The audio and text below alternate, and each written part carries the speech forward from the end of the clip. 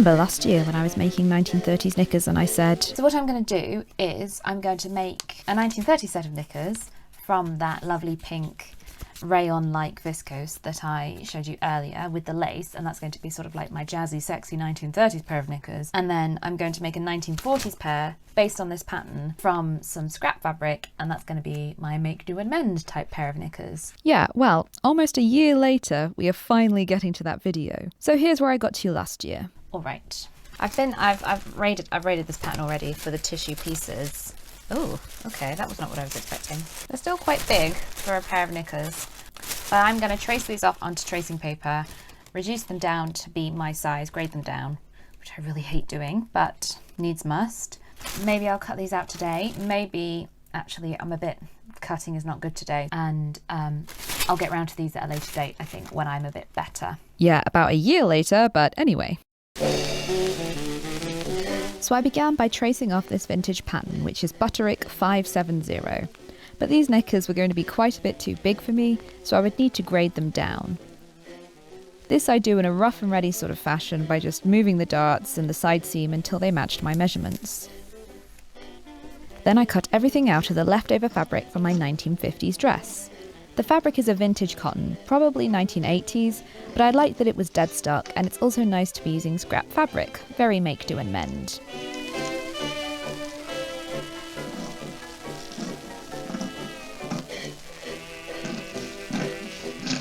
I transferred all the markings with tailor's chalk.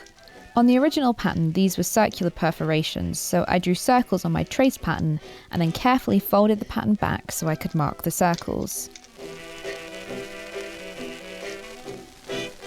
The construction of these knickers was very different to the previous pair I had made, so I studied the instructions carefully before making a start on the darts. So far, as usual. I use holding pins to carefully match the circles and pinch the darts together before pinning the layers of fabric together and removing the holding pin.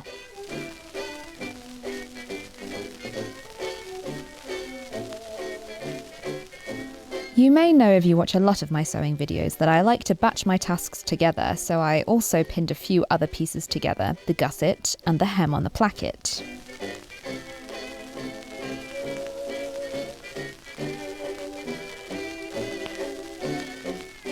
I also folded the waistband in half with right sides together and pinned the short ends so I could bag it out later.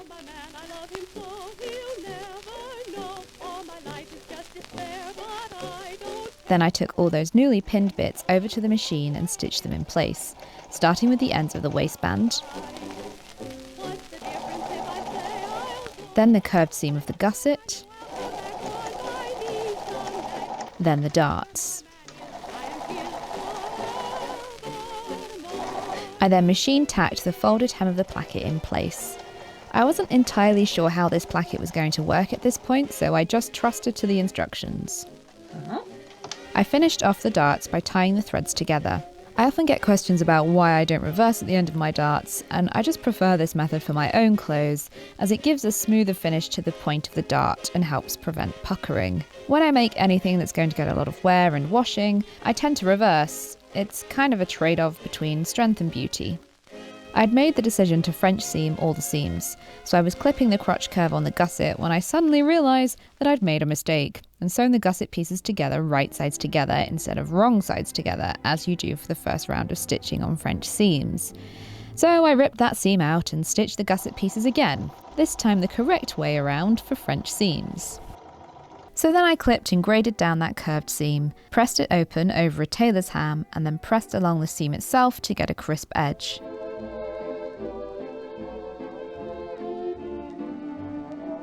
While I was at it, I also pressed the darts towards the centre back on the back piece and the hem of the placket that I had tacked in place. Again, this is me batching similar tasks together to save time and energy. I also took this opportunity while the iron was out to clip the corners of the waistband, turn them right sides out and press, not only the seamed ends but the waistband in half.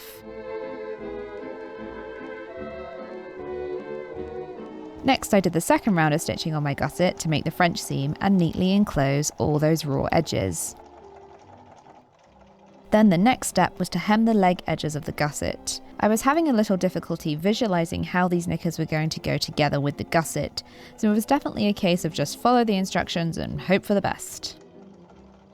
I realised that I wasn't going to be able to French seam my side seams with the added complications of vents at the hem and a placket, so I just did an open seam.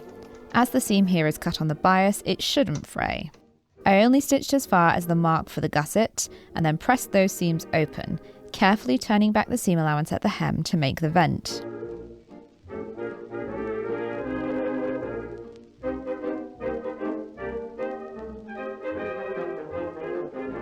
Once again, I'm batching my tusks here and pressing the hems I stitched into the gusset piece while I've got the iron out, and also pressing that gusset French seam over my tailor's ham now that I've done the second lot of stitching. The next step was to add the placket. I pinned the unhemmed edge to the opening of the knickers, matching the circles, and then machined it in place, making sure to stop at the mark for the bottom of the opening.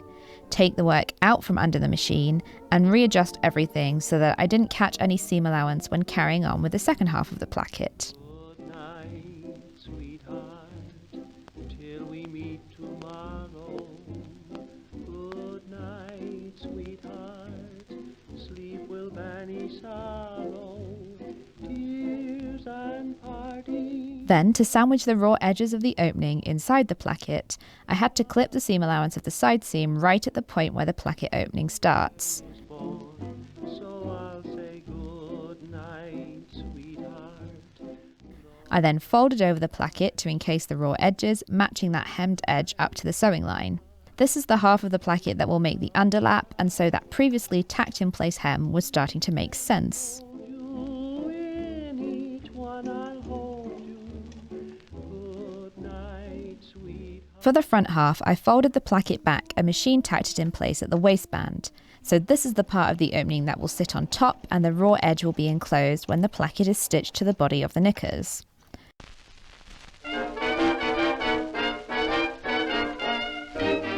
I hand-stitched this in place using a felling stitch for strength. I could have machined it, I guess, but I would have ended up with a very visible line of top stitching.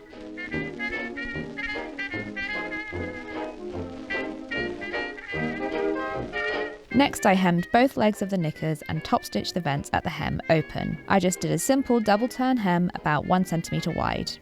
Now it was time to add the gusset to the knickers. This was the bit I was worried about, but the instructions were actually pretty clear as far as vintage patterns go. I began by stitching some stay stitches into both the front and back as indicated by the markings. Then I cut the gusset open, making sure not to go past my stay stitching at the end. Matching the stay stitching to the sewing line of the gusset piece, I stitched the gusset in one half at a time, working from the point towards the hem and then returning to the point for the other side.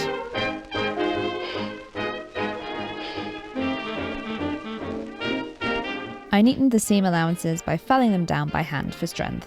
I was really puzzled how to make this work, and it's definitely not perfect at the point, but it was the best I could do. Next, I had to finish off the waistband, attaching it to the waistline of the knickers, matching the markings. I machined one half on, turned and pressed the waistband into position, and the raw edge of the other side under. Oh, and it looks like I also pressed that crotch seam while I was at it, batching my tasks as usual.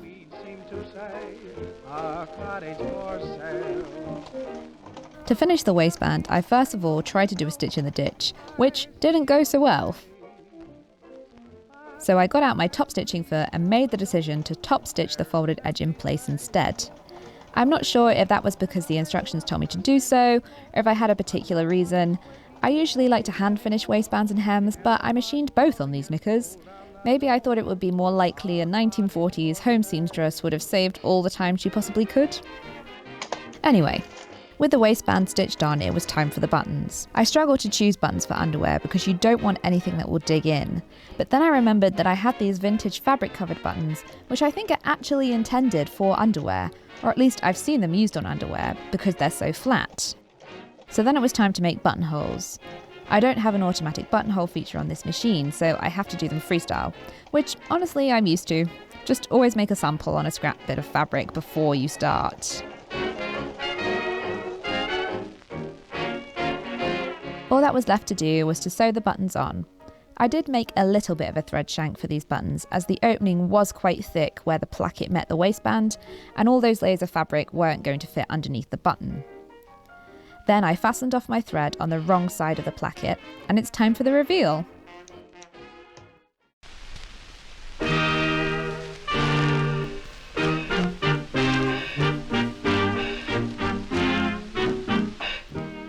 Looking at this reveal footage makes me realise just how long these knickers are. They're practically down to my knees. Admittedly, I am quite short, and I didn't adjust the length of the pattern, which I probably should have, given how much I graded them down, but still. They're so long I could probably wear them out in public and not get any scandalised looks from old ladies. However, I really love wearing them. They feel so different to modern underwear, and that's what I love about remaking garments from the past. We get an insight into how they were worn that you don't get from purely academic study. This particular pair are so long and voluminous that they also act a bit like a half slip, which also helps with that vintage line. So 10 out of 10 recommend. If you're into vintage sewing, make yourself a pair of enormous vintage knickers. Trust me, you won't regret it. Thanks for watching. See you next time.